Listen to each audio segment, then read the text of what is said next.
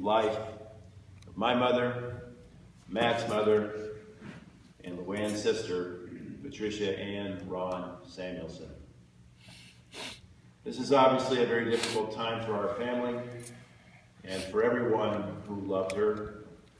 And that was not a small number, as she touched the lives of many people. My sadness is somewhat diminished, however, by recognition that death is an inevitable part of the cycle of life. As it says in Ecclesiastes 3, to everything there is a season and a time to every purpose under heaven. And it lists, among many other things, a time to die. This was Mom's time, and she met it unafraid and accepting. She told me a few weeks ago that she was very frustrated with her declining vision and her declining health, and that she was ready to go join our dad in heaven. I hope when it's my time that I meet it with the same amount of grace and courage that she did. But in thinking about her life and the passion with which she lived it, I'm reminded of the quote by the theologian Frederick Buechner, who said that God calls us to the place where your deep gladness meets the world's deep hunger. In Mom's case, her deep gladness met the world's deep hunger in several places, but principally two places. One, her art, and the other, her family. She not only loved art, she was an excellent artist. She put my dad through law school by working as a commercial artist at Miller & Payne department store. And I believe that if she had been more career-oriented, she would have been much more widely known as an artist. But desire for recognition never particularly drove her. What drove her was the creation of paintings that she loved, and teaching art to children and adults to teach them how to better express themselves creatively.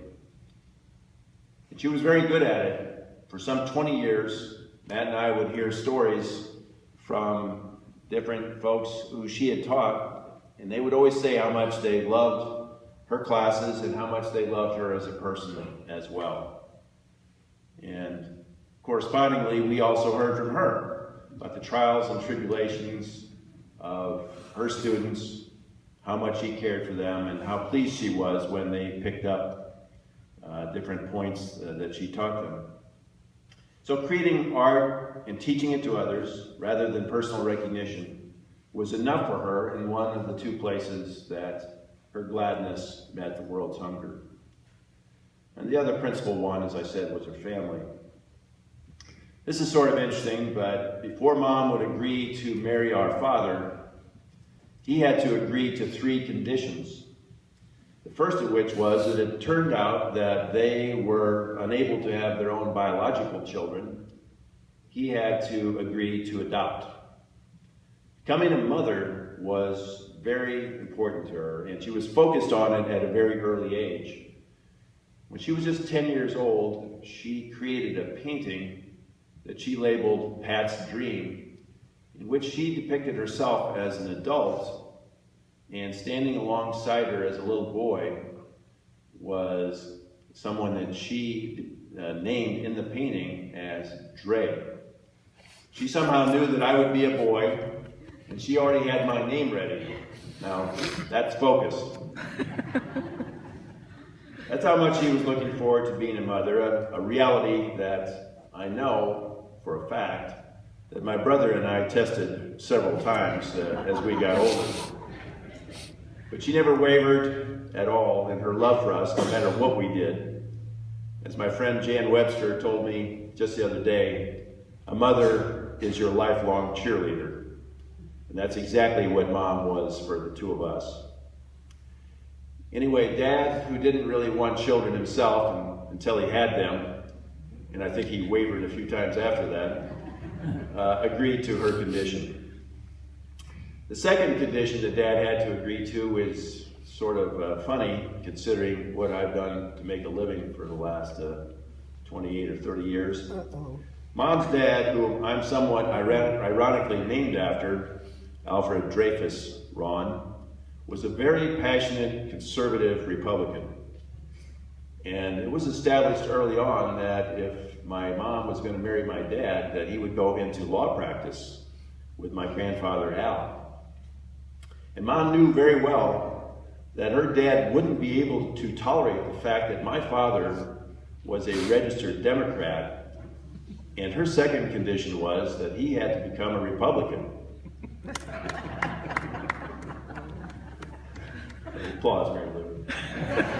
I hope no one takes offense at this, but if that were me, I think that might be a deal killer. Just kidding. Anyway, Dad agreed to that condition, and I'm pleased to report that after my grandfather Al died, Dad did return to his Democratic roots, and in fact, even my mother eventually became a Democrat. Sorry, Poppy. The third condition was that my dad had to agree to is that he must accept Mom's friendship with one of her old boyfriends, Bob Danley, who, as Bob later discovered himself, was gay. In those days, there was a great deal of prejudice against men or women who didn't fit the heterosexual norm. And Mom was concerned that Dad might find it too strange for him, and also the fact that he was, after all, one of her old boyfriends. But Dad had no problem with either of those things, and he and Bob later became good friends, and Mom stayed good friends with him until he died. So Dad obviously agreed to Mom's three conditions, as Matt and I are living proof. And so just a few other details about who Mom was. She had about as much grit as any human being I have ever met.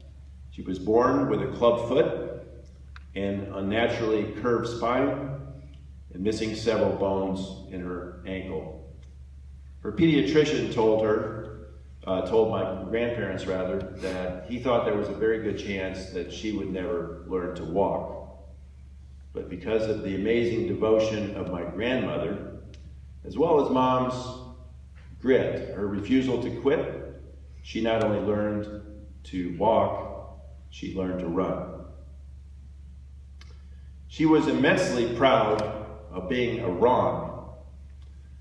Which was her maiden name, and she often told me how reluctant she was after she got married to change her name to Samuelson.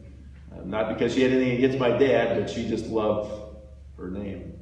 And she continued to sign her name for many, many years, as far as I know, maybe until she died, Patricia Ron Samuelson, which sort of irritated my father's mother, who was kind of old school, and her attitude was, who does she think she is?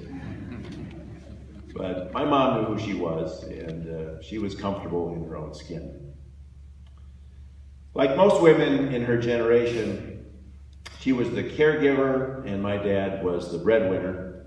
But they formed a good team, and the two of them taught Matt and me by their example to treat everyone with respect, to judge people by the content of their character and not the color of their skin, or their religion, or their gender, or their sexual orientation, or how they looked, or their general circumstance in life.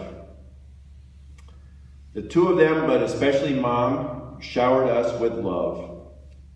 And if every child in this world were so lucky to have parents like them, the world would be such a better, happier place. Matt and I will miss her intensely, but we will always treasure the years that we had with her. You're the best, Mom.